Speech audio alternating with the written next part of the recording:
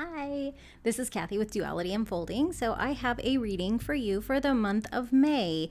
As you can see, we have 4 different cards here. So I pulled a random card from each of the tarot decks that will be used in that group. So I hope that makes sense. So this is a card from the Happy Tarot, which is one of the 2 tarot decks we'll use in group 1. This is a random card from the Good Karma Tarot, which is one of the tarot decks that we'll use in group number 2. This is a card from the Radiant Wise Spirit Tarot, which is one of the 2 tarot decks we'll use for group 3. And then this is a random card from the Wandering Star Tarot, which is one of 2 tarot decks that we'll use in group number 4. So I'm going to use 2 tarot decks for each reading, as well as 1 oracle deck, because I felt like that's what I was supposed to do.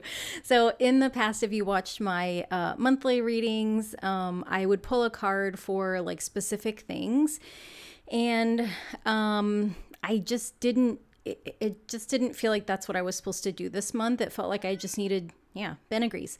It felt like I was just supposed to do a general reading. So whatever is going to come up is going to come up. It'll be a surprise for both of us because I will be shuffling on camera for you guys. So yeah. Ben, did you have something else you need to tell them? Okay. What is anything else? No? Okay. Ben says have a great May, and also he would like more pets. So I think that second one was for me. The first one's definitely for you. So let me show you the cards. So group number 1, your card is 2 of Pentacles. Group number 2, your card is 7 of Cups. Group number 3, Group number 3, your card is 3 of Cups. And group number 4, your card is 10 of Pentacles. Okay. So as always, take all the time that you need. Timestamps are below for the readings. If you feel called to more than one reading, then you are welcome to, you're welcome to do whatever you want. You're welcome to watch whatever you want. Do whatever feels good for you, because we made it through April and that was hard. I feel like is it just me, or was April was a lot? I don't know if it was just me. I feel like April was it was excessive. It was excessive. It was excessive. So I'm excited to come into a new month. I think I feel like there's some easier times ahead of us, and I say that because we've got Pentacles and we've got Cups. So Pentacles are about time, energy, money, grounding, and these are 2 and 10 are stable numbers. And then we've got the Cups, 7 and 3, 7 is the number of spirituality. 3 is, the kind of triad, like mind, body, spirit, like stable structure.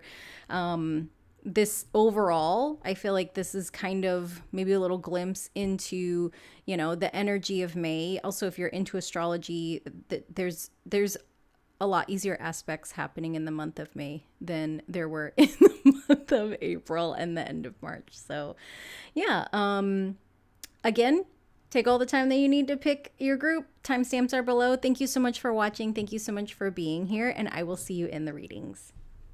Hello, group number 1. So if you chose that 2 of Pentacles card that I already put back in the deck, this is your reading. So I will be pulling cards from the Happy Tarot, from this Kawaii Tarot deck, and then from the Spirit Animal Pocket Oracle deck. That's a mouthful. So I'll probably pull maybe 2, 3 of these at the end. So I put that over there. And let's see. Let's clear these cards, but let's see let's see what's coming up for you in the month of May. So what I'm going to do is I'm going to pull 4 cards from this deck and then 4 cards from the Kawaii deck, and we will take a look at what the messages are. We'll see what comes through. If we need any clarifiers, that was awkward. If we need any clarifier cards, we will pull those. So what does group number 1 need to know about what is coming for them in May? Okay.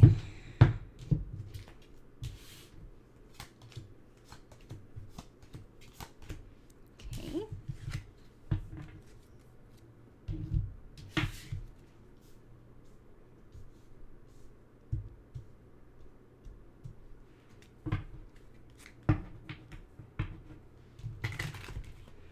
Can get some clarifiers.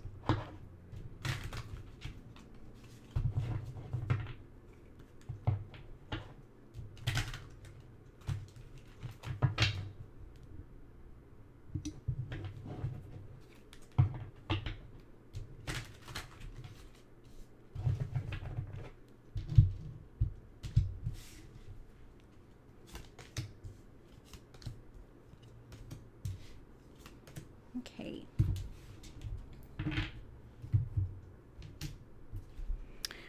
Okay, so let's take a look at what we have. So we've got this Four of Wands and the Nine of Pentacles, Hermit with the Knight of Swords, Four of Cups with the Seven of Wands, and then the Queen of Pentacles and the Eight of Wands.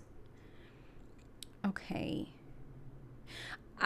I feel like there's going to be something happening really quickly for you with money, and I feel like it's going to be like kind of getting control of your money. So if you have been thinking about like doing a budget, or if you have kind of felt like you've fallen away from doing your budget, or spending's been a little bit crazy, I feel like over the course of the month of May, you're going to really kind of rein that in, and it's going to be really quick and easy to get back into, or to get into the habit of budgeting or managing your money for the first time if this is new to you. So I think a lot of times with like budgeting and like money management and things like that, sometimes it can feel like not exciting. Like it's not everybody's favorite to budget. I love to budget, but I'm a Capricorn rising, so I have control issues and I love money. So it just kind of goes hand in hand. But this Queen of Pentacles, like she's very good at making things grow. And so I feel like if there's something that you have wanted to get a better handle on so that you can be intentional about how it grows, the thing I'm kind of thinking of is like the analogy I'm thinking of is like if you, let's say that you planted a garden last spring, you know, and like it's finally starting to warm up, and now you need to get back in that garden and kind of weed and till the ground, and maybe kind of just check and see like if there's roots from maybe the grass outside the garden that has kind of crept in, or if you want to plant something different this season, but there's still maybe some roots from the old plants that wouldn't work with the new plants that you want to plant, or even just kind of looking at the soil to see like, oh, okay, well, there's an anthill that's being built in the middle of this, so I need to do something about that. I feel like this Queen of Pentacles is a really good energy for cultivating what it is that you want based on the circumstances and the resources that you have at your disposal. So you already have a little garden plot, and you maybe instead of planting flowers this spring and summer, you want to plant strawberries, you know, just needing to kind of make adjustments to your garden, adjustments to your resources so that you can set it up so that you can grow as many strawberries as you want, or so that you can just have a really like successful experience of growing strawberries. Because maybe you don't, like, you're not trying to grow them to, I don't know, be able to like sell them or something, but you're just trying to grow them to see like if you can actually grow food, because, you know, that's, I feel like that's a big deal. I'm not very good at growing things.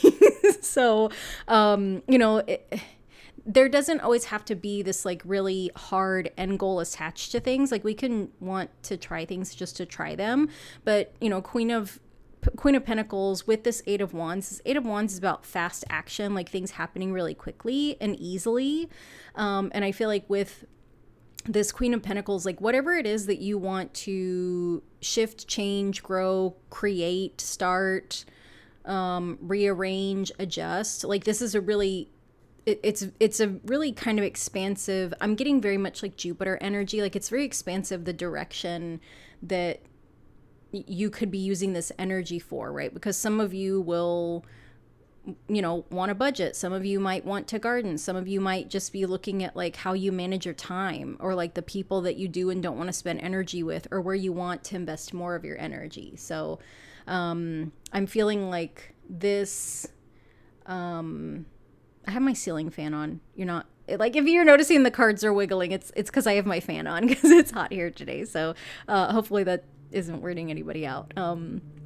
I just saw it on the screen, so I was like, oh, these are moving because the fan's on, because it's warm today. If there's anything that you've been wanting to make shifts and adjustments to, that you've been thinking about doing, May is a good time for you to do that. So I know I'm kind of going backwards, but I feel like I'm following, like, some of the cards are quieter than others. I feel that, I don't know if that's going to make any sense. Like, also some of them have a little bit more to say than others. I think he's going to be last. He's a little bit quiet, but we have this Four of Cups next with the Seven of Wands. Four of Cups it's kind of a card of dissatisfaction. So we've got this little cutie pie, and he's looking at this one cup. It's not really what he wants. He's got these two other cups over here. This one's empty. This one's spilling out.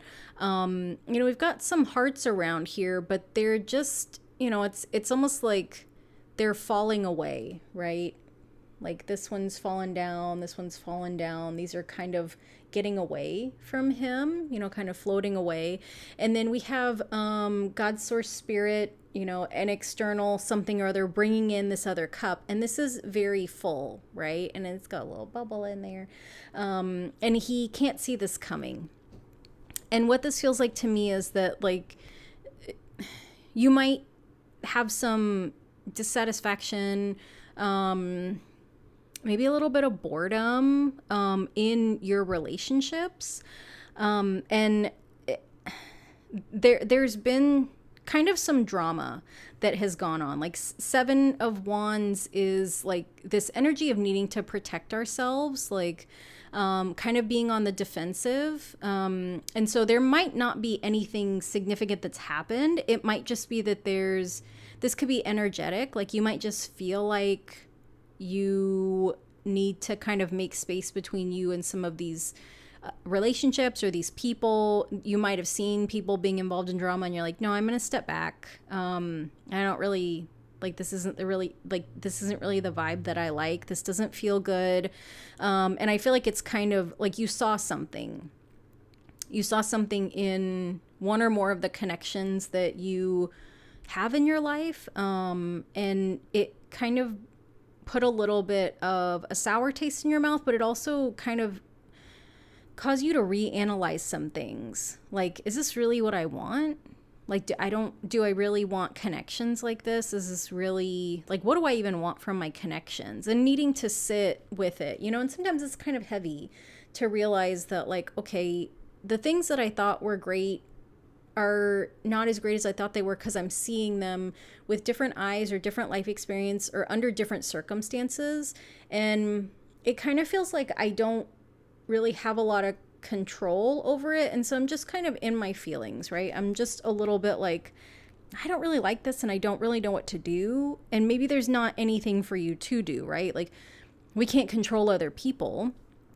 And, if you're wanting to have like these authentic, genuine relationships and you're learning how to to accept yourself and trust yourself, sometimes we, in building that self-trust and working on acceptance, we have to look at other people and accept what they are showing us, instead of, kind of seeing these things about people, seeing these truths about people and almost holding denial or like doubting what we see to give that person some kind of benefit, right? To say like, oh, they must be having a bad day, because they wouldn't say that to anybody unless there was a reason. Because it's easier to make excuses for people's bad behavior than to actually like see it as like, oh, this person is just miserable and they have no problem like spreading that misery onto other people, regardless of like whether they deserve it or not, or whether it's appropriate, or maybe like just seeing that they're really not aware of how they behave. And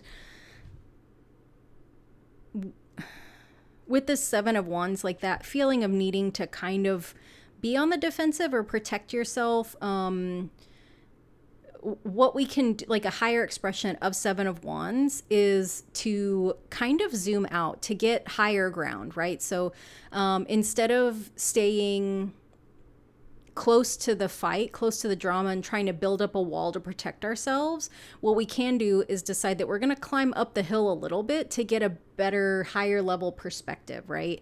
So it'd be almost like if this little guy was like, I am stranded on this island and I really need to look for help. If he just stood here, right? Well, he's got his head down, so he's not seeing anything. Like, help is not coming from inside this little cup. But if he was to stand up and look around, or if he was to climb up to the top of the tree and kind of look out to see, like, is anybody coming?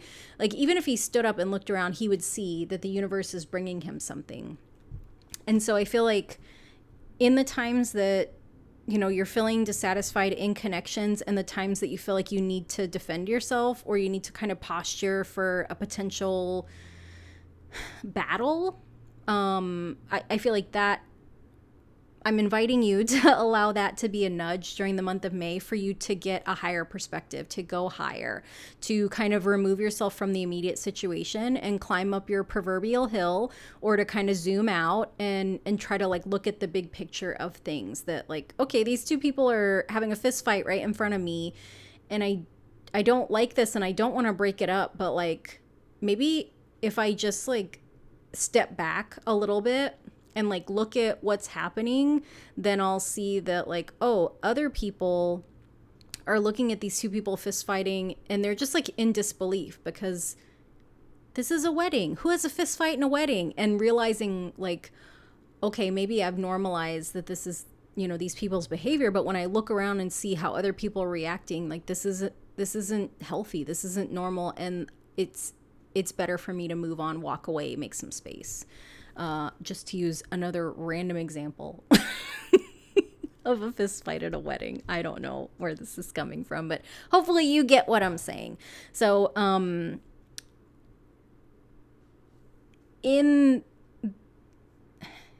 any kind of like dissatisfaction, seeing hard truths, like being confronted with a reality that is not so easy to digest, like the invitation is to kind of stand up, look around, and also to remember that like the universe is bringing something else. So trying to get that higher perspective will kind of help you get a better view of like what is happening, what's happening around you, and then also, you know, being able to be open for whatever the universe wants to bring in, which is going to be like, it feels like healthier relationships, you know, like, and that kind of feels like people that might be friends with the friends that, you know, or the friends with the people. It's almost like I'm thinking of like kind of circles of, I don't know what the word is. So it's like, you know, this inner circle is like the relationship of you and these people that have the drama. And then on this next ring out, those are the friends of these people and friends of yours that maybe, you know, don't know these people or do know these people. And so it's like people that are kind of in these outer rings that are not directly connected to you, but familiar with these people. Those are, I feel like, the people that are going to be coming in to have these healthy friendships with you. It's like friends of friends. And you, for some of you, you know who these people are already. You might have gotten like the nudge to be friends with them, to connect with them, because they are kind of dealing with the same thing that you're dealing with. And it's not necessarily this energy of like, let's get together and talk bad about, you know, these people and their drama. It's like you both want connection and friendship. And it's very hard to be around those people. And so it's almost like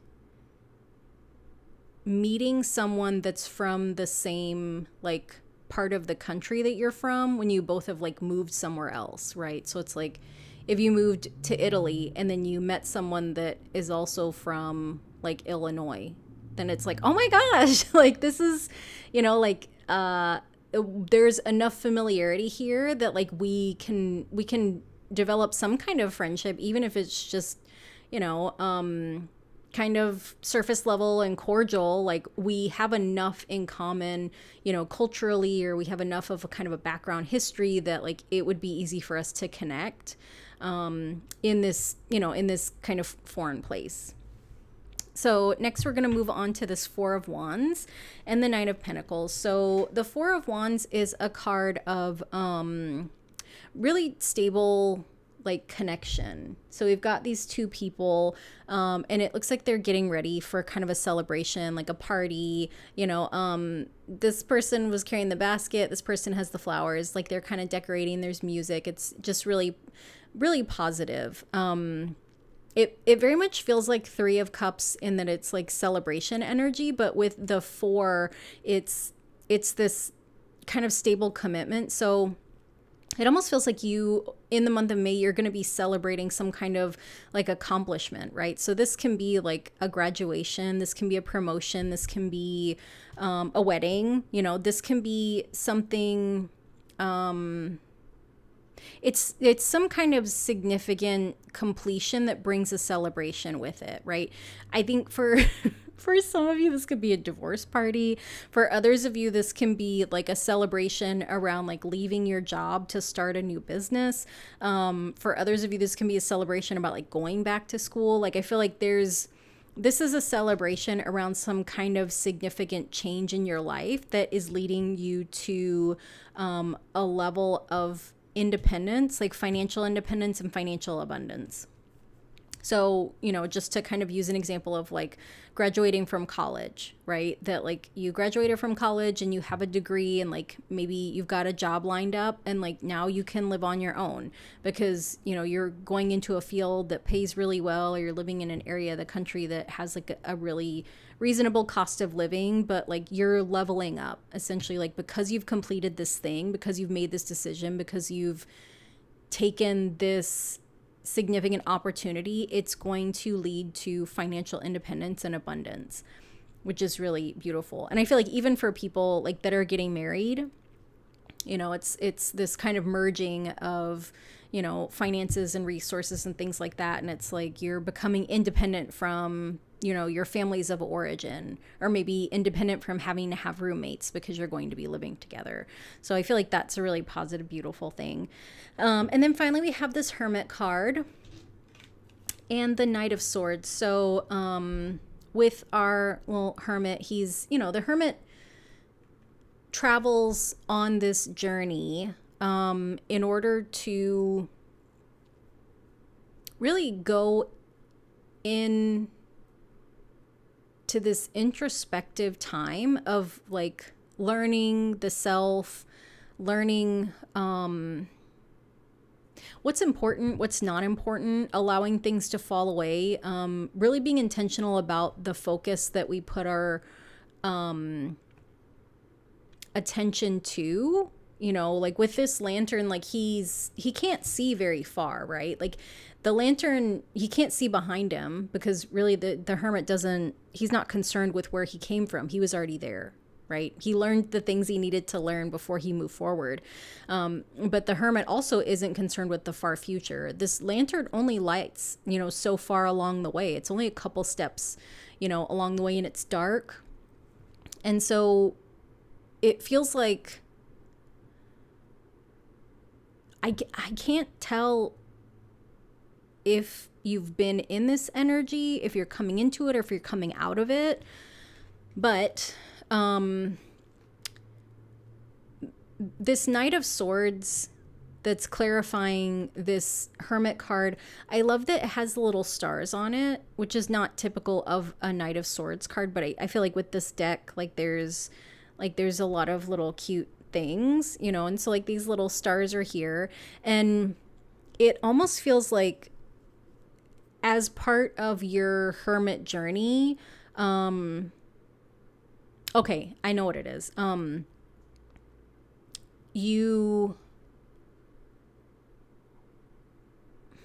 Because our growth and healing are not linear, we can go through phases where like we're in the hermit phase for a couple of years. Like I feel like I've been in my hermit phase for a couple of years.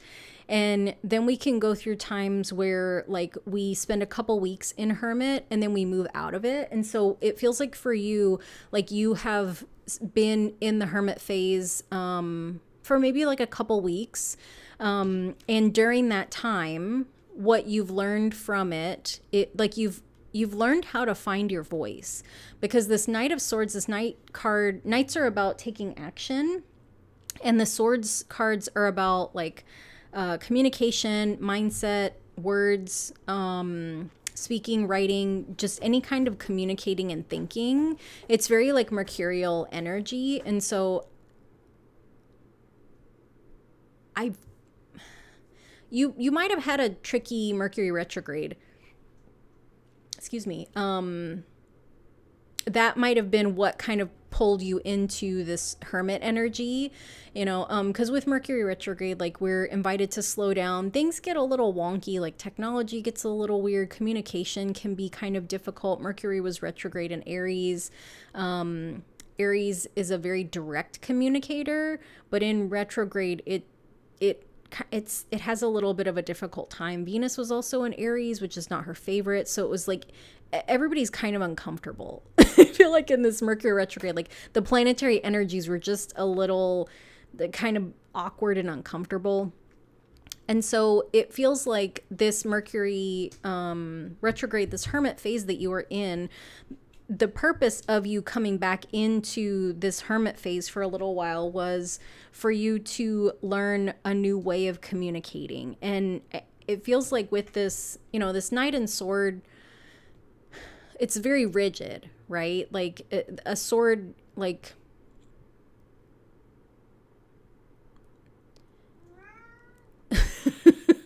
yes, Spin.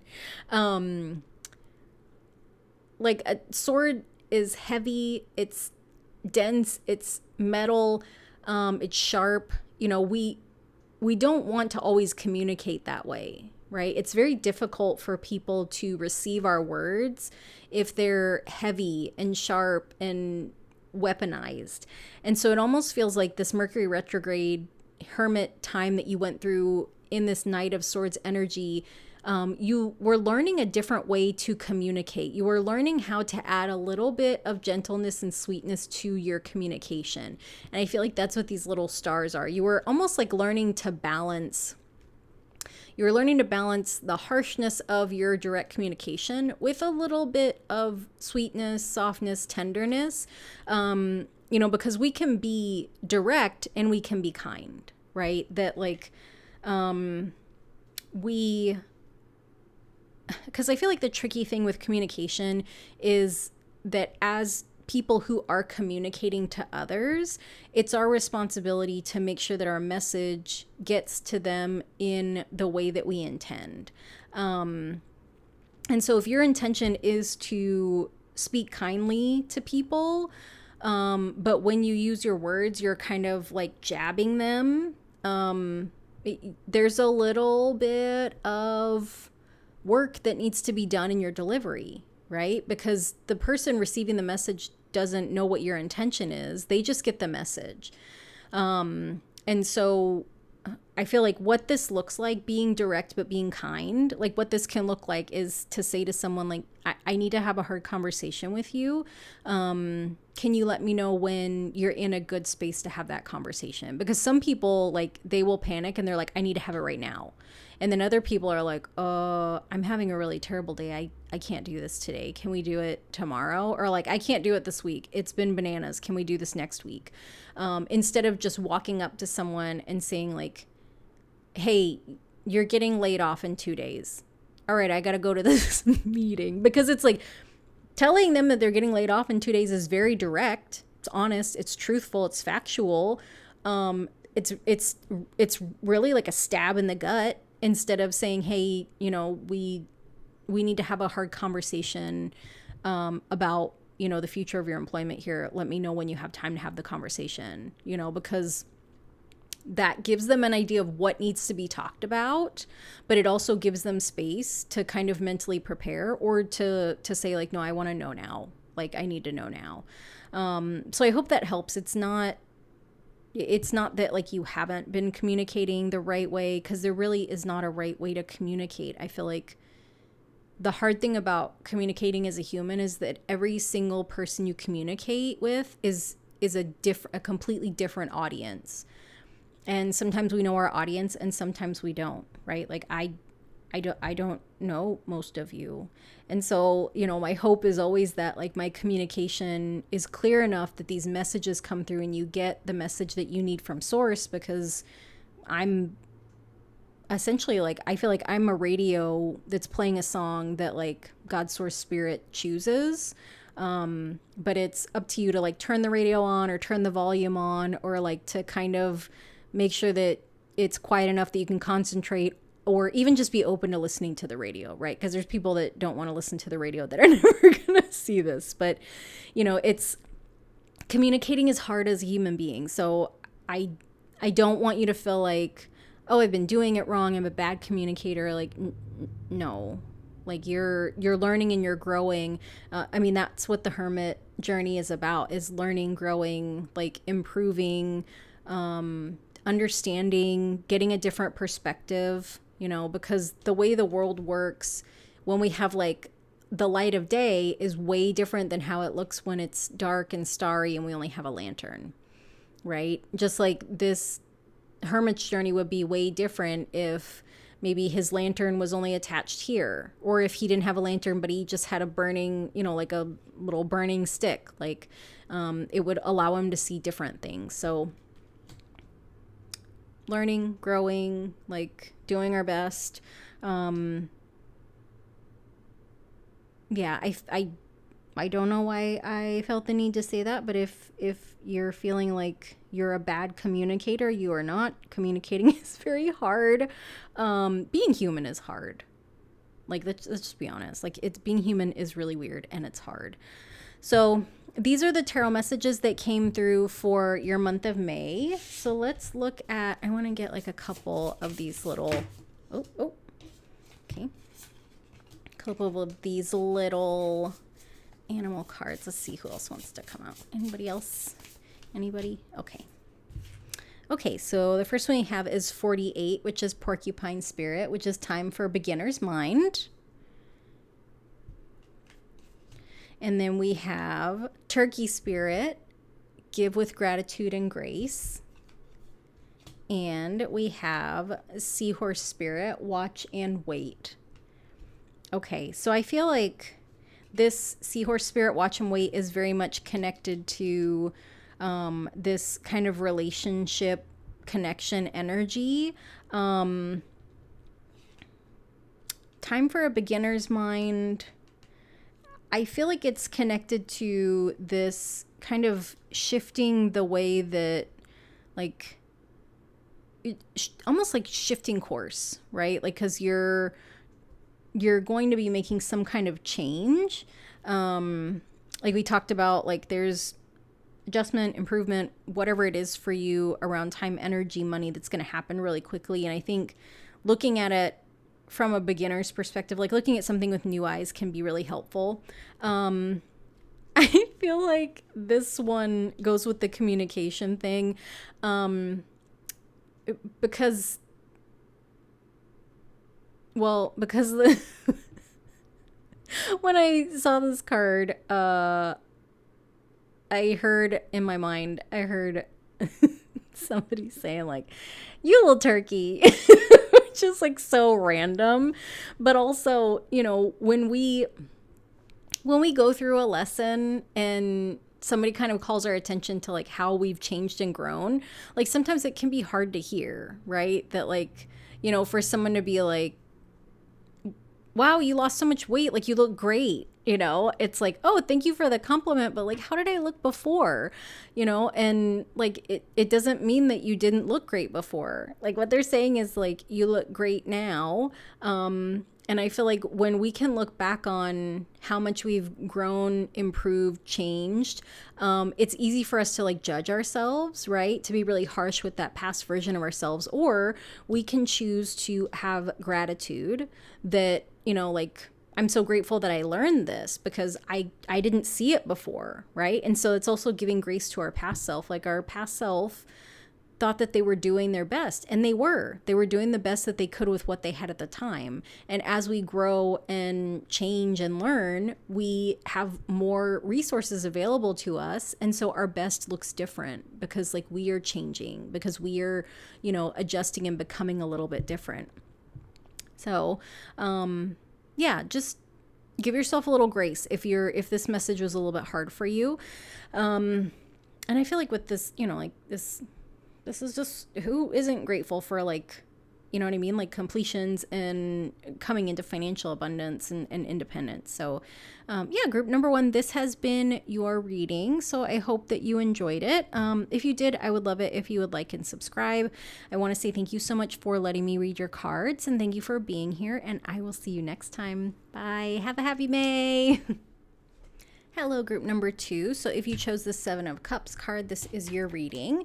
So I will be using the Good Karma Tarot, the Tarot, which is just like a super generic deck that I got off of Amazon that has it's very simple artwork. And then the Self-Care Oracle.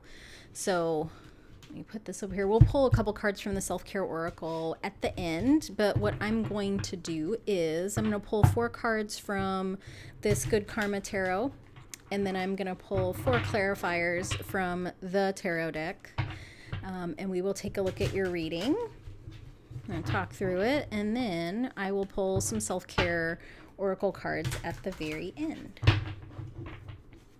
So yeah. Let's see, what does group number 2 need to know about May?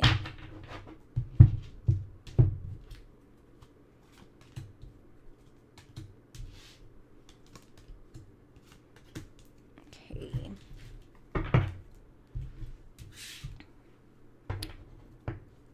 All right.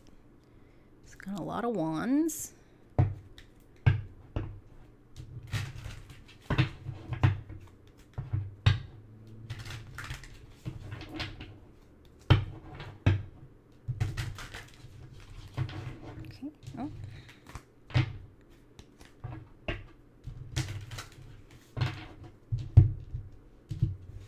Okay.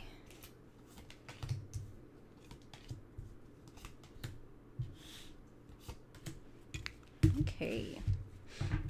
So we have the Death card and 2 of Swords, 8 of Wands and Page of Wands, 9 of Wands and 9 of Pentacles, 4 of Wands and the Chariot. Okay. Let me see. Where do I want to begin? Let's start with this Death and the 2 of Swords. So we have this beautiful Death card. And I feel like this is a really lovely nod to the traditional tarot with the white rose and the skeleton. And then also a beautiful depiction of endings and beginnings, right? Even with this wreath that's around her head, like this part of the wreath has kind of died away and it's starting to bloom as we get closer to this new beginning. So the Death card can be one of the more difficult cards in the tarot, right? Because the word death scares us because, you know, if you don't really understand tarot or you're a very literal person, then it can feel like, oh my gosh, this is crazy. But this is, you know, this is energetic. This is metaphysical. So there is some kind of symbolic death that is happening. There's something that is ending so that something new can begin for you. And with this 2 of Swords, we've got the crossed swords, and then we've got these 2 eyes looking up. And so a lot of times with 2 of Swords, this can indicate kind of conflicted energy. And I feel like what is going to be shifting for you in May is it's going to be like this end of overthinking things. And I feel like each of the people, each of you that are watching this, like you overthink about different things. You know, sometimes like we can overthink because we are just naturally anxious people. Hi. Sometimes we can overthink because we are worried about making a mistake. Sometimes we can overthink because we don't want to look foolish in front of people. Sometimes we can overthink because we've just been conditioned that like that's what you need to do. Sometimes we can overthink because we doubt ourselves. But I feel like in the month of May, like you are going to have an end to this really like almost like analysis paralysis, right? That it's not to say that you're not going to overthink things, like because it's like it's not going to just end, right? You're not going to wake up one day and be like, I'm not overthinking ever again.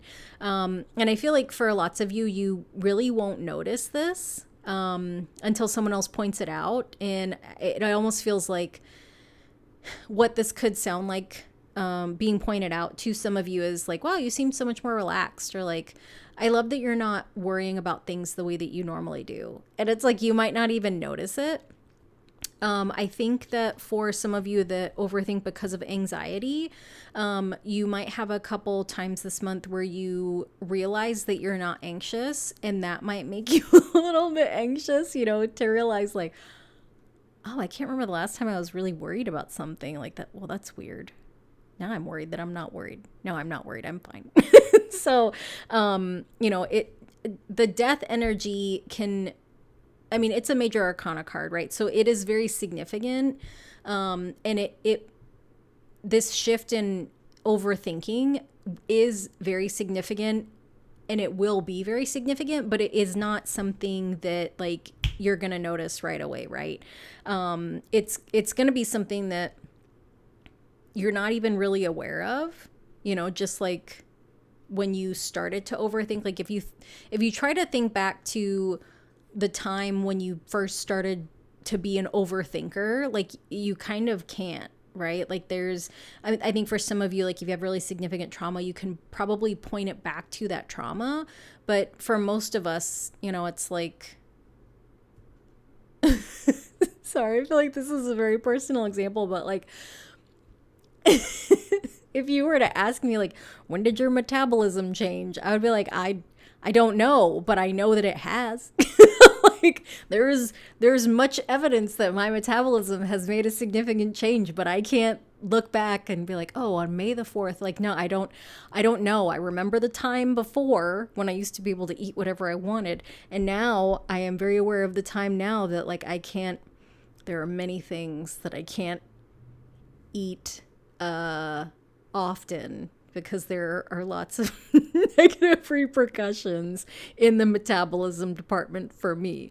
And so I feel like this is the same kind of energy, right? That like if I was to ask you like, when did you first start overthinking, you wouldn't remember. And in the future, you know, if you were to come back and watch this and ask yourself like, okay, when did I stop overthinking? It's like you won't remember. It's not going to be something that is like a really distinct, tangible change. It's not like getting a promotion, right? And like seeing your next paycheck, like, dang, look at all this money I made. It's something that like, it's a little bit, I don't know why the word subversive is coming in, because I feel like that has a little negative connotation, but this change is very positive. It's a little bit, I know why it's subversive, because if the universe was to allow you to be very aware of it, your ego would fight it. And so it's almost like the universe is like, I got this, boo-boo, hold on. Like, don't you worry about it. I'll take care of it. You go do something else. It's kind of the same way that like they distract little kids, you know, when they give them shots, or even like I have seen lots of videos of like, you know, cats at the vet's office, and they give them treats when they're giving them shots so that like it doesn't hurt them as much. It's almost like this is what the universe is doing with you. Like they're distracting you with many other good things, so that really your ego is not aware that you're not overthinking, and really so that your ego is not aware, because I feel like it would self-sabotage. It would sabotage you, because overthinking has become like this thing that you always do. So just know that this overthinking it's going to take a big change for the better. Like it's going to be a habit that kind of falls away. And we'll say it's going to fall away on its own, because there's not really anything you need to do, because, the universe has got it. So carry on, go about your business of May.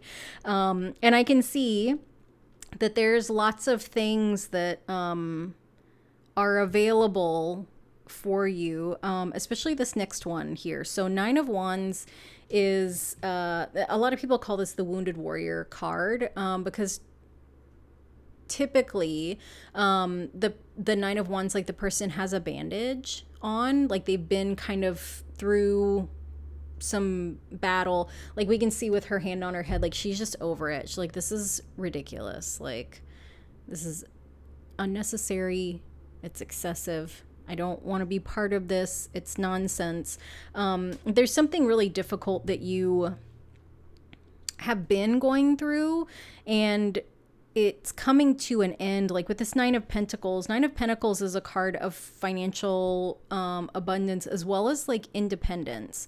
And so 9 of Pentacles is really this card where we can reflect back on things and see like the fruits of our labor, right? So if we kind of looked at this 9 of Wands card as like, she planted all these, let's pretend these are trees, right? She planted all these little saplings, and she's like, man, I am dog tired from planting 9 trees. And so if she was to turn around and look at like, wow, I did, well, these are 8 trees, but if she was to turn around and look like, wow, I did all this by myself, that's 9 of Pentacles energy, to be able to stop and take stock of what we've done and see how much we did, how we did it all on our own, and really how capable we are.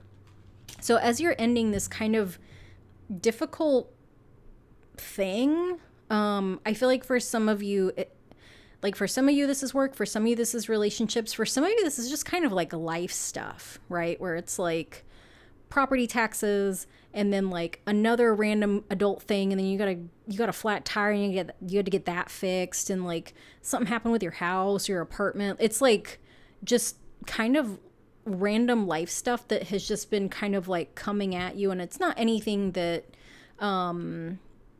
is like traumatic or like anything that like created this like significant negative impact in your life. It's just kind of the stuff of life where it's like, oh, another thing, come on, right? Where it's like you go to the dentist and they're like, oh, you have a cavity. You're like, oh, okay, great. Like, okay, so now I have to get a filling, and how much is this? And like, oh, okay, my property tax is due next month. Great. Like, okay, oh, I have to pay tax. Okay, lovely.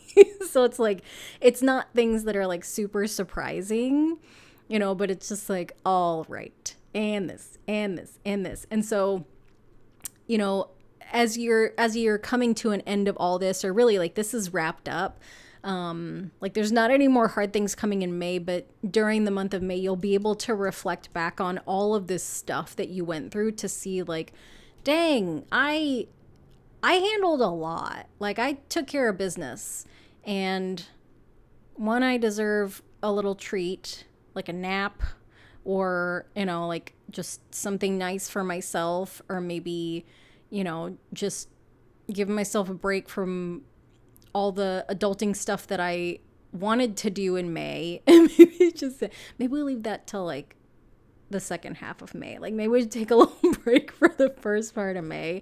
But you'll be able to kind of take stock and look back on all the things that gave you a headache to see just like how strong, independent, capable you are, and like just you get shit done. And I feel like for some of you, like you wouldn't describe yourself that way. You don't really see yourself that way. And this almost feels like kind of meeting a new part of yourself. That like, yeah, that's who you are. Like you're group number 2, get shit done. Welcome to your new era. Not to say that you have to get shit done all the time. Not to say that you have to take on other people's shit. But just so that you can have that in your... in your like evidence jar, right? Of like things that I'm capable of, or like, this is how awesome I am. Like I get shit done. For the times that, for the next time that something hard comes up in life, because that's how life works, you can reflect back on this past situation and say, you know what, this new hard thing is not anywhere near as hard as what I've already been through. So I can make it through this. I got this. I can do this. This Eight of Wands with the Page of Wands. Eight of Wands is a fast moving energy. Speed, ease. We can see that, like, it's almost like, I don't know why this is giving me like magician vibes, because like it's almost like she's just putting her hand up and she's like willing these wands to like fly in the air, right? That like she didn't throw them, you know, because, well, we could just tell like she wasn't the one throwing them. She just kind of willed for them to fly into the air. So this feels like very easy forward momentum, easy forward progress. Like there might be something that like the universe is helping you to move forward. And with this Page of Wands, like the pages are messengers, the pages are assistants, like they're helpers. And so it almost feels like there's something new that, if there's something new that you want to start, if there's something you want to get off the ground, if there's something new you want to launch, if there's a new direction that you want to take action on, a habit, anything new that you would like to do, like something that's like that's tangible, right? So that could be like starting a workout routine, or like learning a hobby, or I don't know, like starting a business, or like anything that requires your action to have it come to fruition, like to create something tangible out of it. Like the universe is letting you know that like this is a great time for that I'm here with you. Like I can make it happen. I can help you move it forward. It's going to be really easy. It's going to happen really quick. And yeah, all signs point to go. So if there's something new that you've been wanting to start, May is definitely a great time for that. And then we've got this Four of Wands, which is a card of commitment, partnership, with this Chariot card. So if you have watched any of my videos before, then you know that I refer to the Chariot as the Uber of the universe. Like the Chariot is the vessel that's coming to take us and transport us somewhere else, as we see with this little rocket ship. I feel like for some of you, this is going to be like business partnership. For others of you, this is going to be, it could be like starting a new job, finding a new job, like starting a training program, or like an apprenticeship program where you work directly with someone. For some of you, this could be romance, you know, where you meet someone and like the connection just clicks, and it's like you're on the same page, you're working towards the same goal, right? It's very stable, it's very positive. You know, this can be friendships, like you're going to connect with someone else and you're moving in the same direction. And it's also like it's also got this divine guidance element to it, in that I feel like both of you are pretty intuitive, tapped in people. And so there's this knowing that, you know,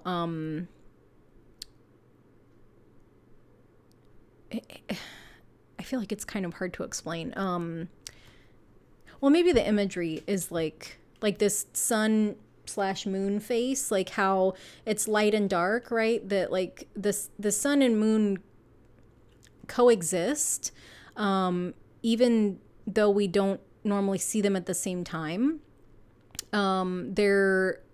It's like this interdependence, right? That they, you know, they occupy the same galaxy, the same solar system, but they have different jobs. That like the moon depends on the sun to go down so that it can come out, and the sun depends on the moon to go down so that it can come out, you know, like there's a balance to it. And so it almost feels like that's how the knowing works, is that there's one part of you that knows that like there's a divine element to the connection, that like maybe because of how you came across each other, like it kind of feels coincidental, but because you're both tapped in, you kind of know that this is like something that like is in alignment for you. And then there's this like human 3D worldly part of you that's like, I just like being friends with this person, or I just like being connected to this person, or I just like learning from them or working with them or being in a relationship with them or dating them, because it just feels really enjoyable. Like, I don't know if you've ever, I mean, of course you have. I was gonna say, I don't know if you've ever like worked with someone that you're like, yeah, that's my work bestie. Like, we have a great time working together, but we also get a lot of stuff done. It's like, it's just a really good mix of energy. So I feel like there's some connection that's coming in that, it satisfies like both parts of you, the spiritual part and this human part. And I feel like that's necessary to say, because sometimes I feel like spirituality is like tricky, because, there's all this stuff on social media and like in the world about like twin flames and soulmates and counterparts. And like, there's all this like lingo, and being human is weird enough, right? Like it's hard enough to like navigate being a human interacting with other humans, and then when you add like the spiritual stuff on top of it, sometimes it can kind of counter what our bodies and our human experience is telling us, right? So like,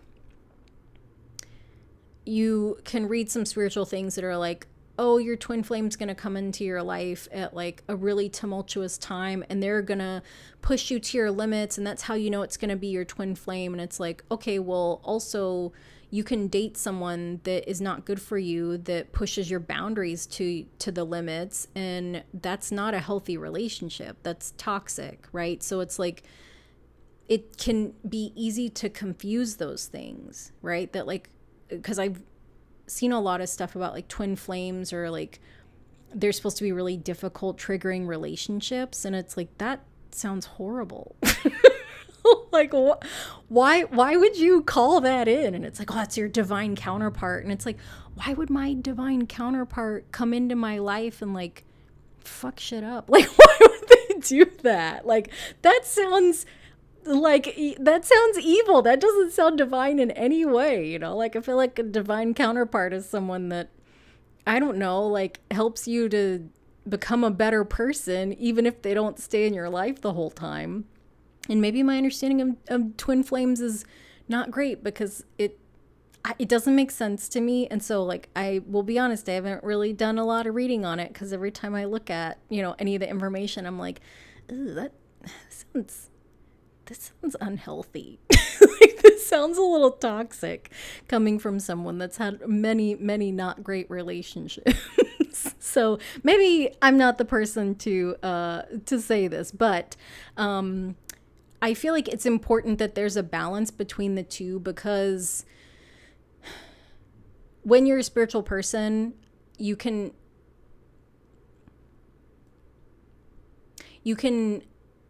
hear things, you can receive things that are other people's interpretation of spirituality.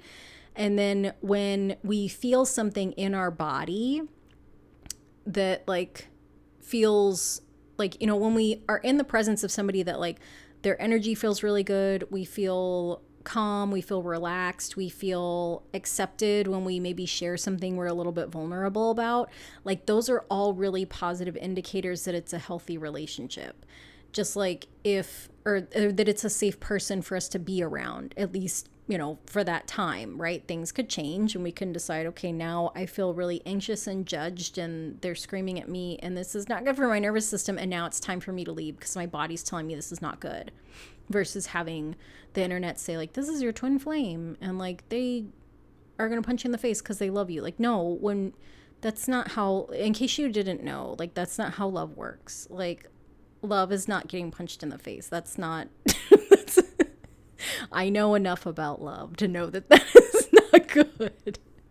So I say all that to let you know that like this connection is very balanced, which is great. That's what we want, right? We want balanced, healthy, like positive connections. I'm going to grab that one because it just flew right out. Yeah. because it was like, yes, calm. Okay, so can we get a couple more? These are big cards, or maybe just I have small hands. Okay. And okay. So we've got calm, surrender, and focus. So let's look at this calm card. Look how pretty. Aren't these cards so pretty? I love them. A breakdown is often followed by a breakthrough. Remain calm. Yes. Okay. I feel like that might be a little bit of that. Might be a little bit of this overthinking energy. Sorry, I'm making these all crooked. Okay, and then we have surrender with this little angel. Looks like a little Christmas angel.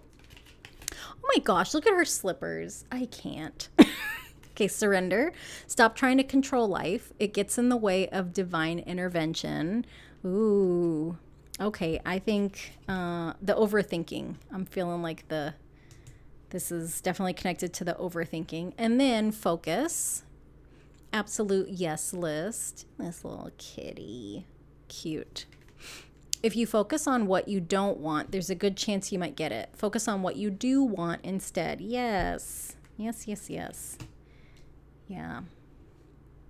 I like that.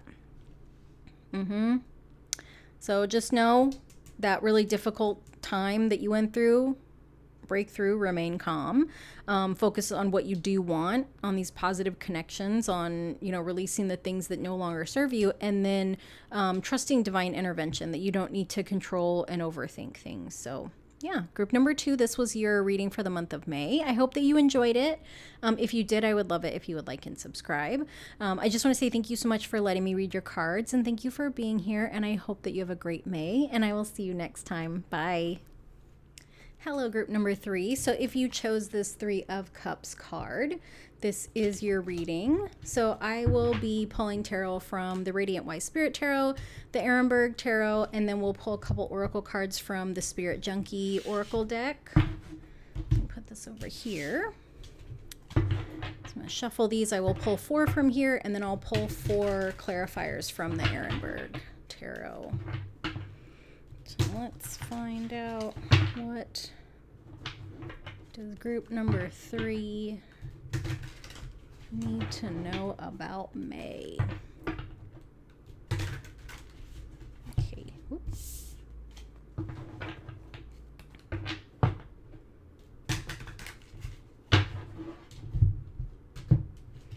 Okay, let's see.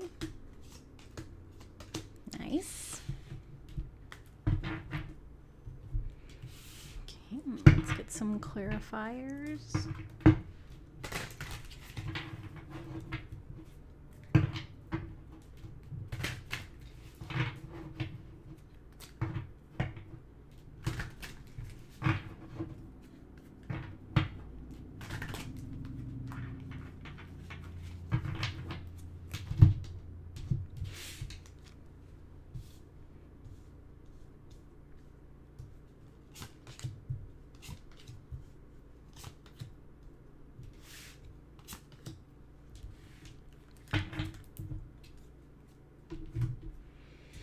Okay, so we have the 9 of Cups and the 10 of Swords. We've got the 7 of Wands and the 2 of Pentacles, Ace of Cups and Queen of Cups, and then we've got the 7 of Swords and the 5 of Cups. Okay, so I'm really drawn to this one first, because I feel like this is the hardest. Yeah, it almost feels like 1, 2, 3, 4 is the way that it's gonna go. So 5 of Swords is a card of not fighting fair. Did I say 7 of? No. 5 of Swords, 5 of Cups. Did I say 7 of Swords? I don't know what I said. I don't listen to me. I'm not surprised if you don't listen to me either. Okay. Sorry, that's a terrible thing to say. I should make sure to edit that out, and I probably won't because I won't remember. Five of Swords. So Five of Swords is about not fighting fair. We can see that this person has all five swords. You know, little smirk on their face, little shit-eating grin. We've got this person that's walking away in disappointment. This person is super upset, right? Because like neither one of them have swords. Like this person, like the sword that got taken, maybe that wasn't even his. Maybe he borrowed it from somebody, right? Maybe he was supposed to return it. Maybe it's his dad's. I don't know. This is just, it's not nice energy because it's, you know, it's not fighting fair. You can't even hold all the swords. What's your deal? This is, I don't know who this is, but they're Jerkface Johnson, in my opinion, in my professional tarot card reader opinion. This is a Jerkface Johnson. I feel like there is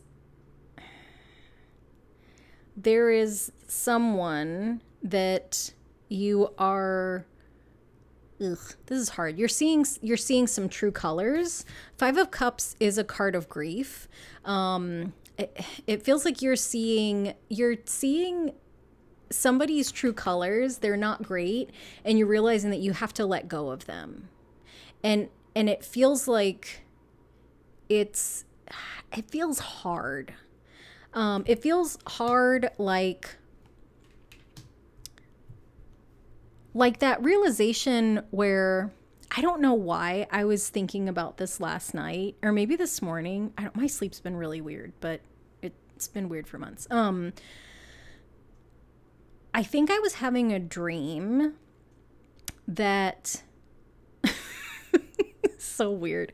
I was having a dream about Tom Cruise, but my dream was from the perspective of someone that used to be friends with him, like in high school, and they have seen like how he's changed, and like maybe in the dream like we interacted, but there was something about like the dream me used to, like the dream me felt like I thought I knew you, and like you're so different now.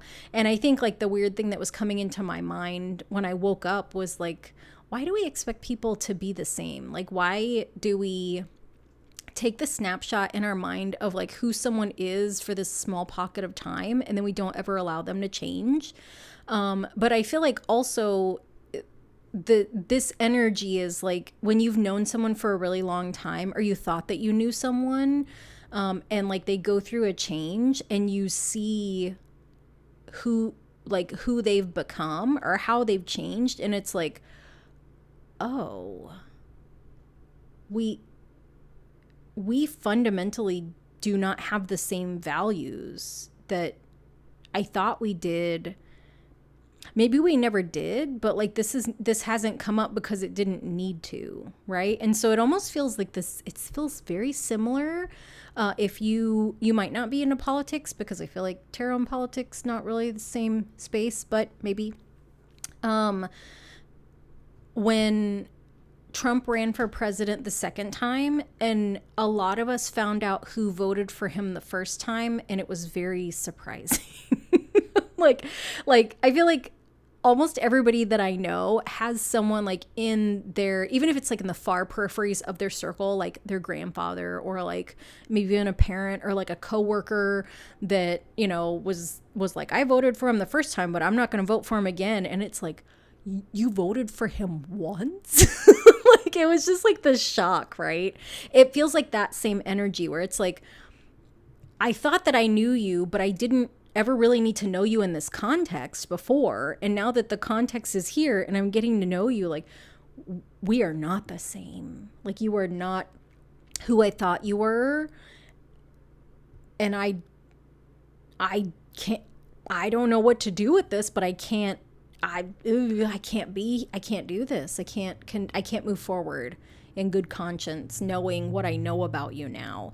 And so I don't know if I'm sharing this in the beginning because I'm a worst case situation person, and this is like the heaviest, hardest energy. But I feel like all in all, this is probably the hardest thing that will happen this month for you, is just realizing the truth about someone and realizing that like you have to let them go. because it's not necessarily a walking away. Yes, like these other people are walking away, but I feel like they will have something will happen with this person, and you'll see, like, you'll witness this interaction happening, right? This isn't you. Like, it's almost like you are the person that's looking at this card from the outside, right? Like, you're witnessing this whole situation. And that, like, because of what you witness, like, you make the choice to just let go of those cups. Like, you just let go of that connection. You let go of that relationship, because you're seeing how, like, flawed and cracked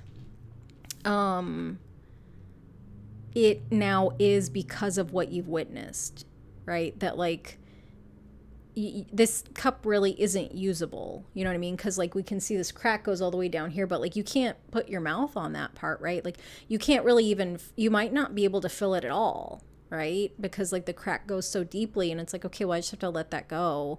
But it's not as easy as just, like, letting go of one cup. Like, I feel like this, for some of you, this might be somebody that you've known for, like, years, like decades, high school. For some of you, this can be like a family member that you just have, like, a really hard realization about. Like, the Five of Cups is a card of grief, but I feel like the grief that you'll experience with this is, like, a very kind of calm, quiet grief. Like, it's very much about acceptance more than it is about loss. Because I feel like sometimes with grief, like, what makes it hard is that, like, we have all this love inside of us, and we can't give it to that person anymore because we've lost them, because they're gone, you know, whether they have left our life or they've passed on. And I feel like when we grieve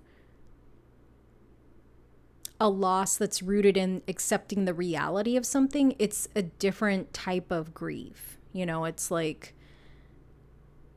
just really allowing ourselves to see this hard truth, and, like, that doesn't make it any less painful, but it's different. It's not as emotional. 'Cause I don't see a lot of, like, tears and crying. It almost feels like a little bit of, like, shock, and then, like, ruminating over it for, like, a couple days or a couple weeks, you know, and just kind of allowing yourself to sit with it, and just process it kind of, like, in the periphery, in the background of your mind, because there's not really anything that you can do with it, right? Like, it's like you're gonna see it and be like, I have to let this person go. But even when we, like, let go of something, that doesn't mean it's, like, completely done and processed, right? Like, you're going to be processing this in the background in your own way, but this isn't something that's going to derail your whole life. It's just going to kind of be a hard thing that happens that, you know, you just kind of need to process in your own way. It's not going to derail your life. It's not going to cause you to not be able to go to work. You know, you might not want to hang out with people. Like, you might just need to give yourself some extra care, you know, during that time. But I feel like that's going to be probably the hardest thing this month. Next we have the Seven of Swords and this Two of Pentacles. And I feel like this is part of the processing of this situation. Excuse me, because Seven of Wands is, did I say Seven of Swords? I don't know. What am I saying? Maybe I didn't. Seven of Wands is this energy of a little bit of hypervigilance, a little bit of protectiveness. Two of Pentacles is like this balancing. And so I feel like this is processing, and it's triggered by this, seeing this hard reality and, like, going through the grief. Like, this is what's going to come up. Like, this is kind of how you'll be processing it. Like, becoming aware that, like, there were times that, like,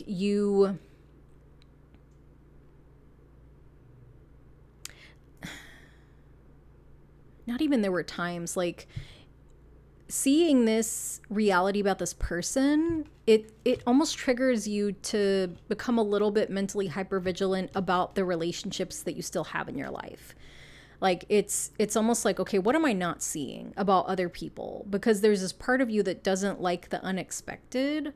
Because this is a shock. Like you did not see this coming. And so it's like whenever we have unexpected stuff come up, that's shocking. Like it's hard to deal with. And I think that like if you are someone that has dealt with hypervigilance before, it's like there's this fear that like, okay, well, when's the other shoe gonna drop? Like what other relationships do I have that, are gonna turn out to be like that I have to walk away from, because it's like this is not easy to see. It's not easy to deal with. And when you're in that energy, like if you feel like a little bit of paranoia, if you feel like a little bit of hypervigilance, a little bit of defensiveness, like this Seven of Wands, the person's on higher ground, right? So they can see what's coming.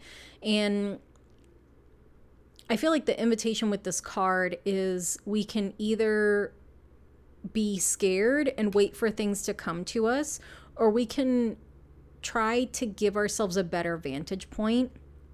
And so it's like if you can get higher up on the hill, if you can go into higher thinking when there's a little bit of fear or anxiety around like, okay, what other relationships do I have that are going to be a mess?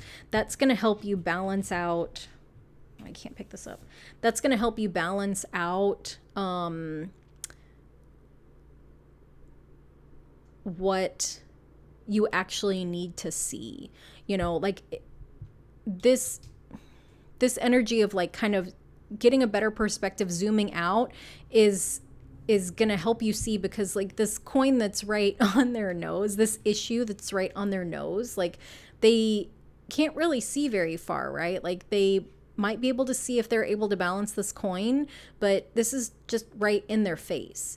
And sometimes when we're too close to something, sometimes when we hyper focus on something, it can throw us out of balance. The Two of Pentacles is about creating some kind of balance. With this person balancing the two coins on their nose, like it's too close, because in the traditional tarot, they're balancing the two coins in their hand. And it's like, if you have one coin in each hand, it's easier to balance. And if you drop one, it's fine. It lands on the ground. If he loses the balance of these coins, they're going to hit him in the head, which is not great. So again, like that message of like zooming out, getting some perspective, instead of hyper focusing on, I'm afraid there's other people that are like this that I didn't see who are in my circle. Because I feel like there's not, like, and even if there are, I think when people see how you respond to this,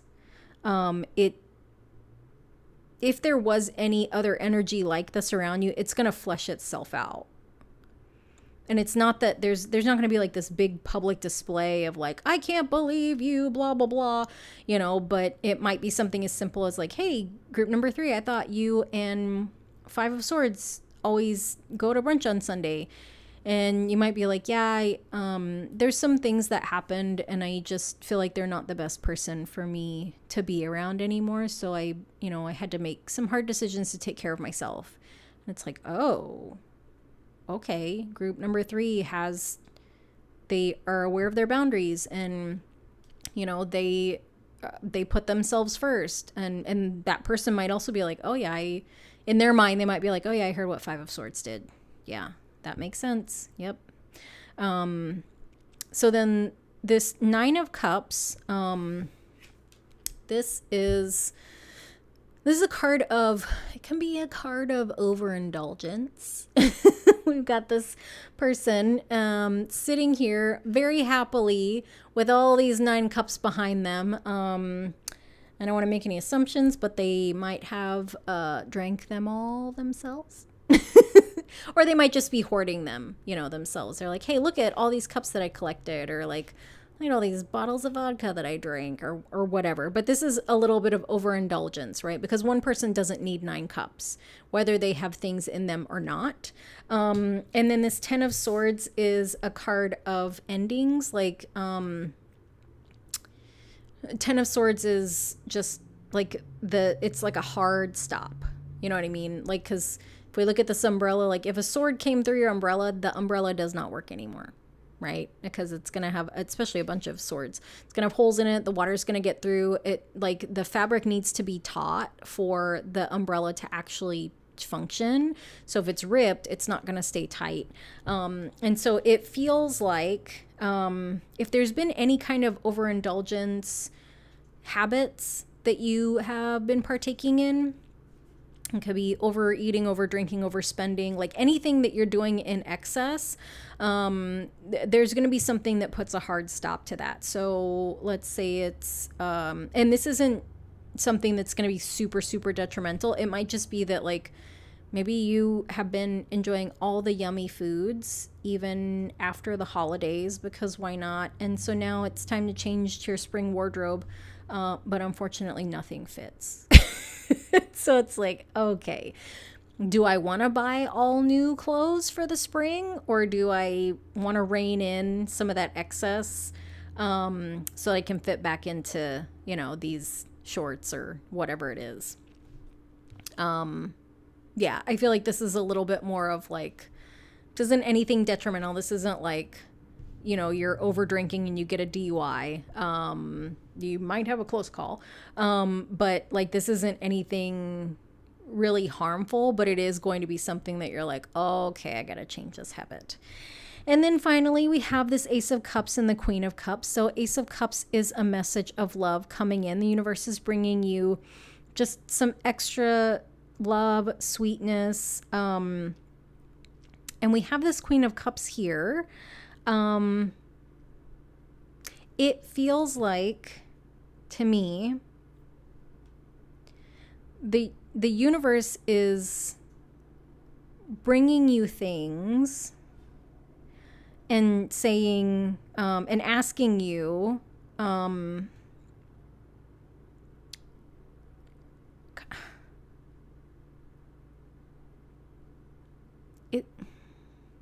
you ready?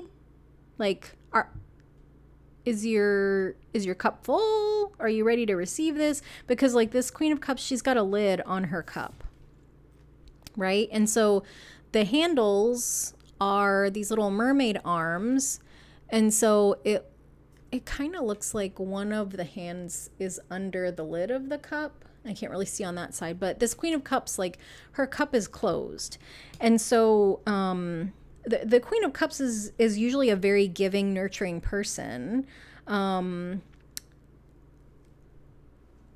But with this lid closed, you can't receive anything with the lid closed. So like, are you ready to open up and receive from others, from the universe? Like, are you ready to receive it all?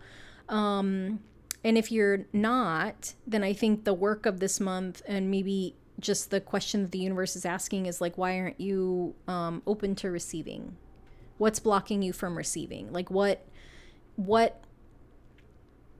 belief, what mindset, what life circumstance, what habit, whatever, what past stuff is blocking you from opening yourself up to receive?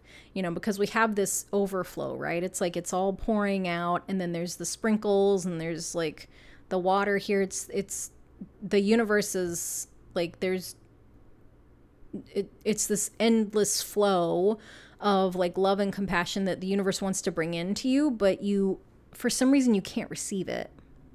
And it might be that you're not aware that you weren't open to receive. So you're like, oh, let me take the lid off this. Or there might be something else, right? It might be that like, I'm afraid of this happening again if I receive, or oh, I'm too busy, or whatever it is. It's like there's no right or wrong answer. But I feel like the universe is bringing you something and you're not open to receive it. And if you're not comfortable taking the lid off of your cup, like the question is why, you know, and that might be some of the work that you're doing over the course of the month, is just kind of figuring out like, okay, what does receiving look like for me? And like, why aren't I open to receiving? And like, what does that mean? And like, how does one receive? And, just kind of thinking about some of those things. So yeah, that's been the tarot portion. So let me shuffle these Spirit Junkie cards and we'll get you a couple of oracle messages.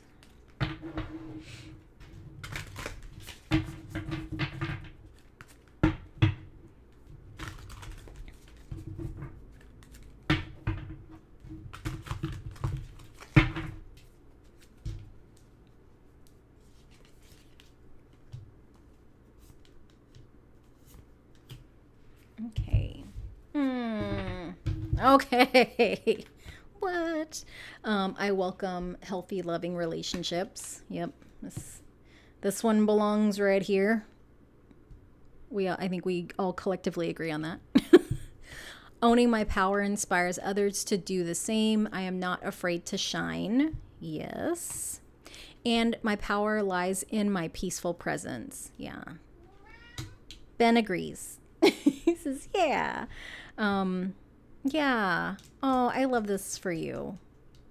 Yeah. And also this one, I feel like thank you, sir. There's this connection between being willing to be seen, being willing to shine in the world, and also being willing to receive. Because I feel like there's a little bit of worthiness in there. Like I am enough and I'm allowed to take up space and I am worthy of receiving good things. I feel like that those are kind of tied in together. Yeah, and just peaceful presence, because there's a little chaos here. So we like peace and we like,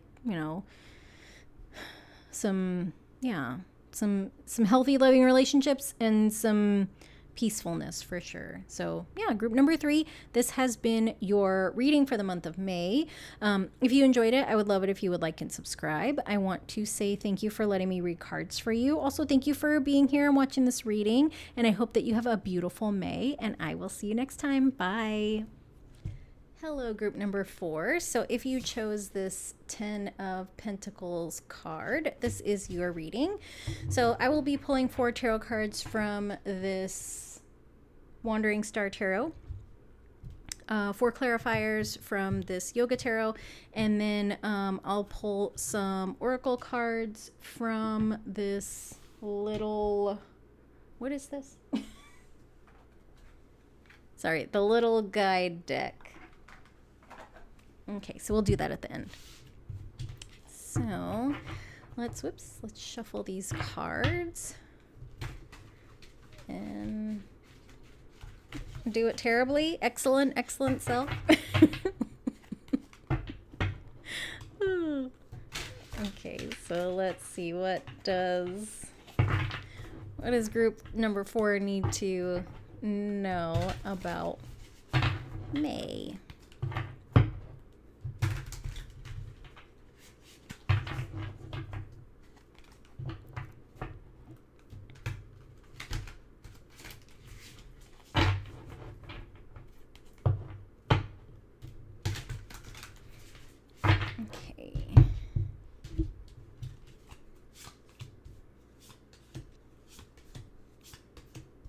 Okay. Let's get you some clarifiers.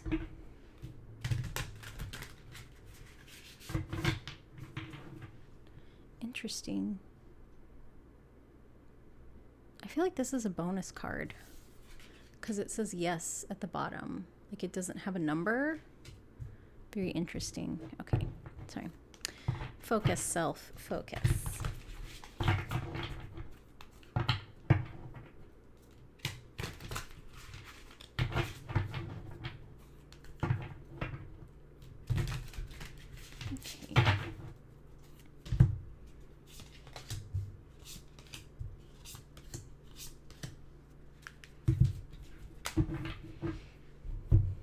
Okay, so we've got the Mother Star and the Hermit, Queen of Cups, Ace of Swords, the Fool and the Two of Swords, and then the Two of Swords and the Five of Cups.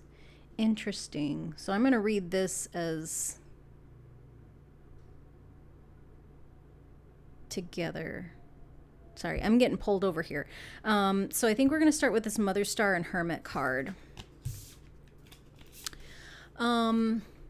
This is giving me big up-leveling that's going to be happening for you over the course of May. You might have been in your hermit phase for a while. You might have been just doing a lot of introspection, like just doing a lot of meditation, going deep, just kind of being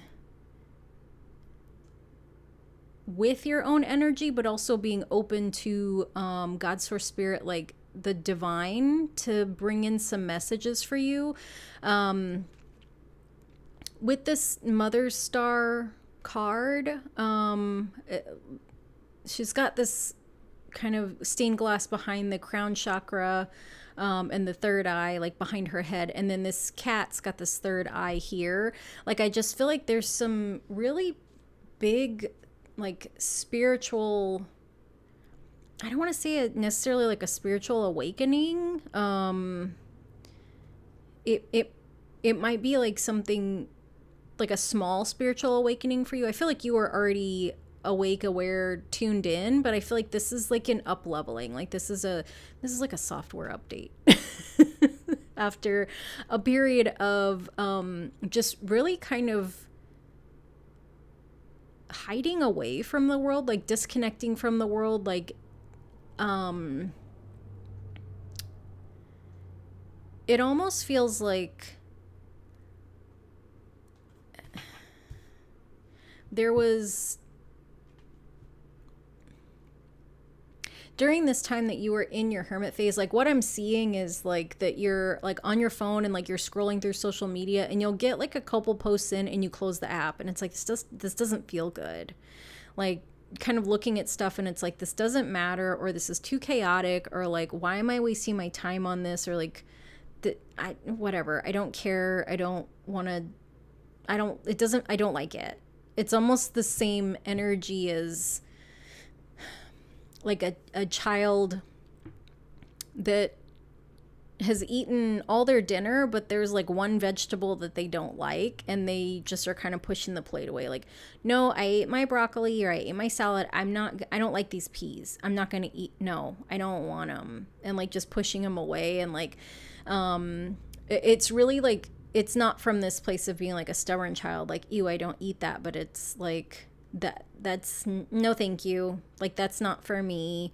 You know, the same thing with the social media, like it's not that content isn't for you anymore. It's almost like the energy that you and the intention that you're using that you at the time you were using social media for, like that distraction, that numbing. It's like, no, that it doesn't feel good to use it for that. And like, I'm going to close this out. And so I think, you know, that might feel like something kind of small, but it's actually not. Like it's a really big kind of recalibration and rewiring, because being tapped into like that feeling, like whatever that feeling is for you, like if it comes up in your body, if it's something that comes up in your mind, like however that feeling, that no thank you kind of pushing away feeling comes up, like we all have that. We don't all listen to it, and we aren't all yet tapped into it, tuned into it. And so I feel like during this hermit phase, you became very aware of that energy, and like you're more sensitive to it now. So instead of maybe in the past, like if you were like numbing out or distracting or doing things using something like, we'll say, to continue with the analogy or the example, like social media, you might be on there for a little while and then you realize your mood's shifting and it's becoming more negative, and then you get off the app, right? And now, like after kind of doing a lot more introspection and like tuning into yourself and source, it's like a couple posts in, you're like, ugh, it doesn't feel good. This is not what I need to be doing right now. And it just like the no thank you. I ate my broccoli. I'm not eating those peas. No thank you. And becoming tuned into that energy is what is leading to this like mother star yes energy. And I feel like this is a big like soul alignment. Like there's something that your soul wanted to do when it came here, and you're finally in the place where like you and your soul are like, you're coming back, the maybe the trail forked off and it's coming back together. And I feel like this yes is like, the yes I feel like is from your soul. Like your soul's like, yes, fine. Finally, like, we're gonna do the thing. I'm so excited. Oh man. Sorry, I'm having a good time. But it's just very much like this exuberance, like, oh yes, we're doing it finally, like so excited. I feel like some of you have a guardian angel that's nearby, because I was just looking at my screen to make sure that like this was in that you could see that it was in shot, and I saw something kind of over my shoulder, like something white kind of behind me, and so I feel like that, like, it doesn't feel ominous or scary, so I feel like that's like your guardian angel or like a spirit guide or something that's like, hey, just tell group number 4 I said hi. Tell them I said hi. Tell them. Which is like super adorable because it's very much like, it feels like this grandmotherly energy, like, like it's adorable. Or even like a grandfather where it's like they don't understand enough about technology to understand like if they're interrupting and they don't want to, but they're just like, hey, do you want a snack? Okay. Oh, okay. You're recording. Okay. Sorry. Or like, oh, you're just playing a video game. Okay. It's like they're not really sure what you're doing, but they have the best intention. Like, I feel like that was the energy of like, hey, just tell my grandbaby that, that I'm here and that I'm here. I'm definitely here for this, that I'm right there. So if someone has a grandparent spirit guide, or even a grandmotherly looking spirit guide, they definitely just came through and were like, hey, I'm gonna be part of that. Like, I'll meet you there. Which is, it's just such a super, it's just so adorable. Like, I just want to hug them. Like, they're just so cute. Okay. So next we've got this Queen of Cups. And she's got intuition, compassion, creativity. She's holding her cup out. It's open. She's ready to receive. So I feel like there is, this is almost like the human part of you that's like ready. Cause I feel like these two, look very similar, and it's almost like this is the earth, the human version of you, and this is your soul version. And it's like, okay, we're ready, like we're ready to, it's Wonder Twins unite, that you're ready to receive whatever it is that your soul wants to bring in and wants to offer you and wants to create in this collaboration. With this Ace of Swords, this is a new beginning. We also have with the Hermit here the same symbolism, right? That this Ace of Swords, this trident shape is on his chest, which is, I mean, this is not like the imagery for this yoga tarot is not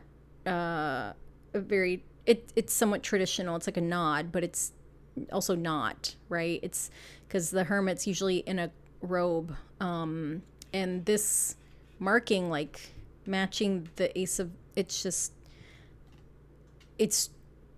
strangely coincidental for this, for this reading. So it's almost like when you were in your Hermit phase, that was the beginning, because aces are new beginnings. Swords is communication, mindset, written, verbal, communication, like thoughts. And so it almost feels like this was the foundation for this to happen, that when you went inward and you were, really spending that time with yourself, by yourself on this hermit journey, that is when this new beginning actually started. That's when this transformation started to happen within you. And like, this is the result, right? That this new beginning has allowed for your physical human self to be ready to partner with your, with your soul. Like, your soul's always been ready. Your physical vessel wasn't always ready for this soul evolution. Your physical vessel needed to be prepared for gosh, like when I was talking about up leveling, it's almost like if your soul was like, hey, we're gonna do an Ironman competition, like your physical body, like you can't just go do an Ironman the next day, right? Like you need to practice biking, you need to practice swimming, like you need to build up your strength, like you need to find out how far you're going to run and bike and swim. Like, and so it's almost like this hermit process. This is like the training, right? So it's like there was a decision made that you were going to do the Ironman, and then you started doing the physical training for it.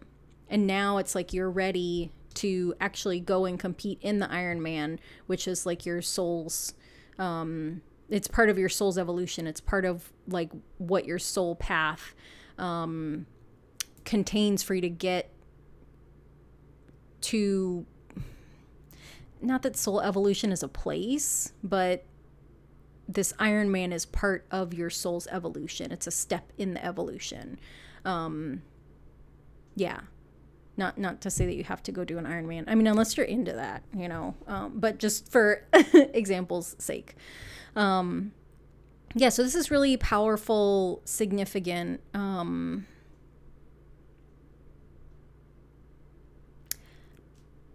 For some of you, I'm getting something about a twin. I don't know why. Yeah, there's some kind of like twin energy. But it it doesn't feel like a twin sibling. It feels like a best friend that is like you're so close to that person, like you are practically siblings, like that you kind of see each other as family. I don't know. That was kind of random and weird. Maybe you literally have a twin. I don't know.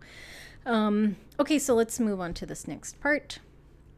So we've got the Fool card here, which is purity, potential, risk, innocence, and desire. So the Fool is the individual that is the one that's going through the journey of all the tarot cards. Like they're going through, the hermit phase is something that the Fool goes through, new beginnings. Like the Fool is the traveler in the story of the tarot, in the story of the tarot. We've got these two of Swords here, and it feels like Two of Swords is, it's a card of choice, it's a card of decision. It's also this energy of kind of being stuck, right? Like we have this more traditional imagery. She's got the swords crossed over the front of her body. She's blindfolded. And then here we have this yogi that has their hands bound and they're kind of over their feet, but they're also jumping into the water, right? So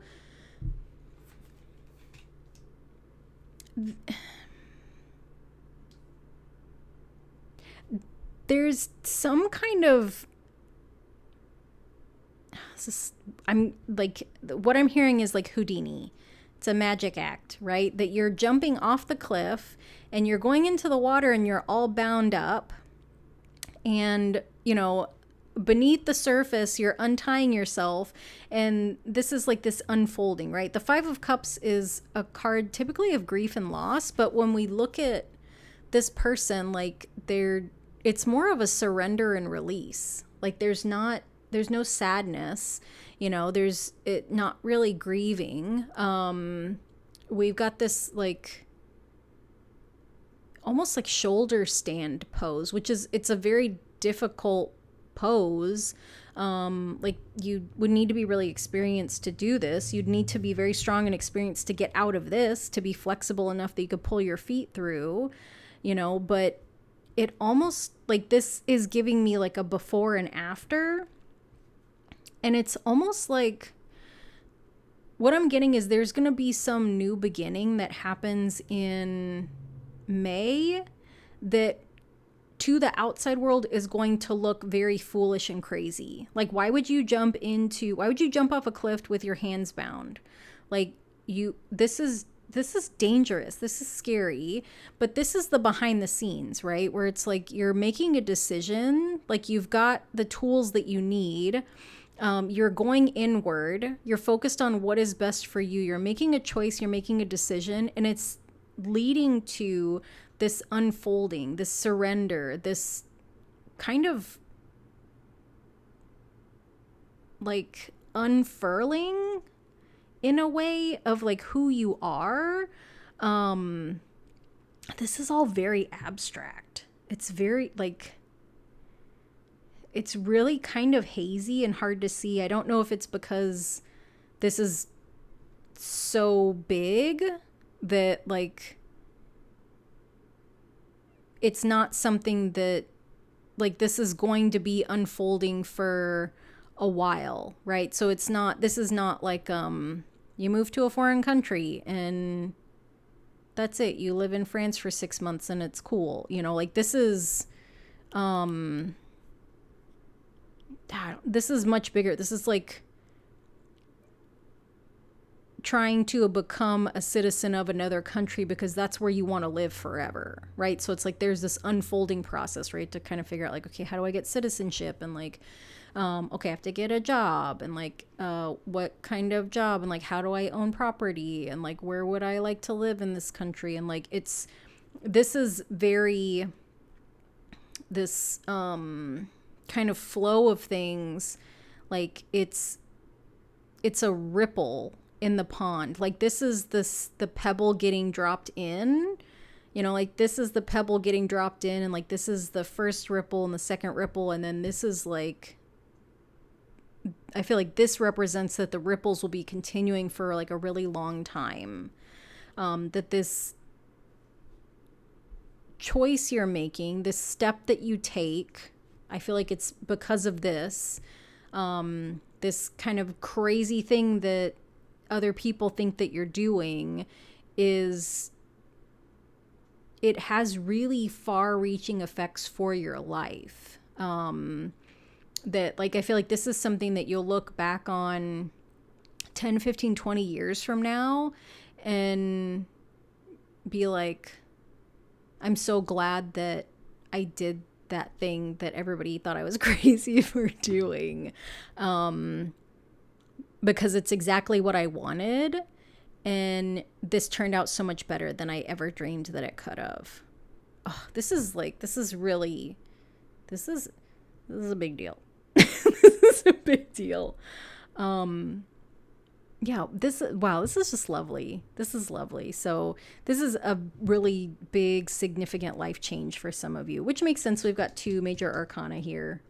So, and this mother star. So I feel like this is would be like a 3rd major arcana. So major arcana cards are really significant major life changes, you know, that can happen. Like it's something that kind of is the equivalent of like becoming a parent for the first time, or like getting married, or that transition from being like a kid to like actually being a grown up, right? Where you like realize that like almost maybe like buying a house, right? Where it's like, okay, now I'm like really, really a grown up. It's not that, you know, like, yeah, I had a job before and like I had an apartment, but it's like now I own like property, or now I'm somebody's parent. Like this is big.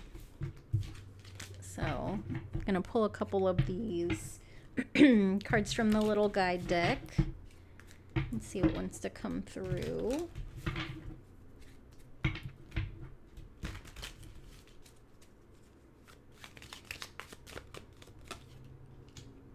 Oh, good vibes. Very cute. I feel like that definitely goes with the Fool. Abundance. Solitude. Yep. I think I want to do one more. Oh, 2. Whoa, what's happening? Okay, we got 3. Like one more, and Spirit says, nope, you're taking all 3 of these. Okay, so we got Fun Time. I don't know where to put this. That's adorable. And then we've got spiritual. Yep.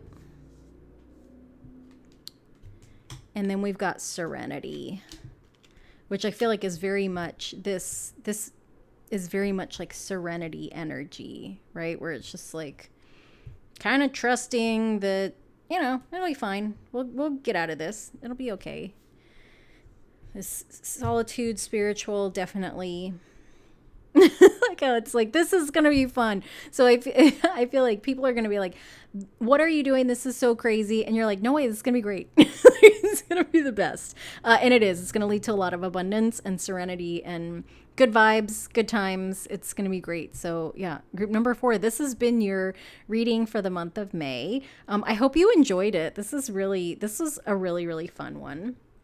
This is very exciting for you. Yeah, if you enjoyed the reading, I would love it if you would like and subscribe. I just want to say thank you so much for letting me read your cards. Thank you for being here. Thank you for hanging out. And I hope you have a wonderful May, and I will see you next time. Bye.